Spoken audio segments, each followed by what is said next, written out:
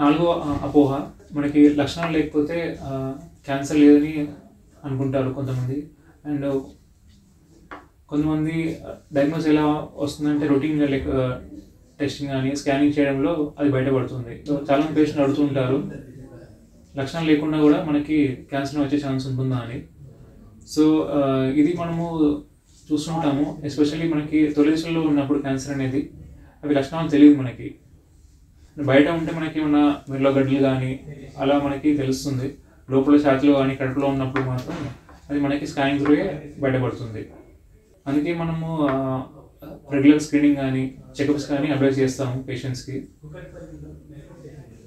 Like మహిళల్లో mammogram అంటారు, room x ray కానీ, అలాగే ప్యాప్మీర్ అని, అలాగే లోడో సిటీ స్కానింగ్ ఉంటుంది ఎవరైతే స్మోకింగ్ ఎక్కువ చేస్తుంటారో.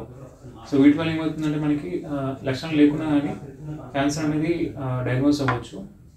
సో అది తొలి దశలో ఉంటుంది. సో తొలి దశలో తెలిసినప్పుడు మనకి క్యూర్ రేట్స్ నయమయ్యే ఛాన్స్ అనేది ఎక్కువగా ఉంటుంది. అండ్ అర్లీ స్టేజ్లో ట్రీట్మెంట్ అనేది తక్కువ ఉంటుంది, ట్రీట్మెంట్ డ్యూరేషన్ కానీ తక్కువగా ఉంటుంది. వీటి వల్ల మనకి సర్వైవల్ రేట్స్ అనేది ఇంప్రూవ్ అవుతుంది.